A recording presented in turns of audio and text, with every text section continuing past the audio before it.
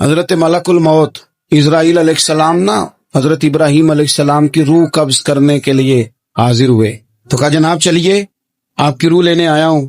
تو حضرت ابراہیم علیہ السلام فرمانے لگے اسرائیل، یہ قاضی ثناء اللہ صاحب پانی پتی رحمت اللہ علیہ نے اس کو تفسیر مظہری میں لکھا ہے.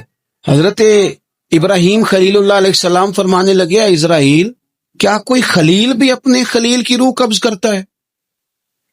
واتخذ اللہ ابراہیم خلیلا، اللہ نے تو مجھے دوست بنایا، دوست ہو کے دوست کی روح قبض کرنے جا رہا ہے. حضرت اسرائیل نے ارادہ چھوڑا اور حضرت ابراہیم کا وہ جملہ لے کے رب کی بارگاہ میں حاضر ہوئے.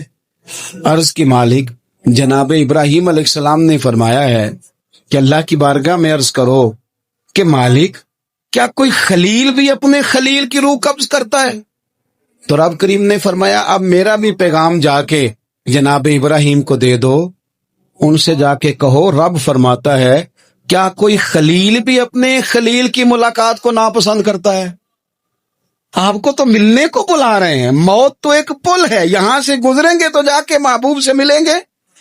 تو کیا کوئی خلیل بھی ناپسند کرتا ہے کہ وہ اپنے خلیل سے ملاقات نہ کرے؟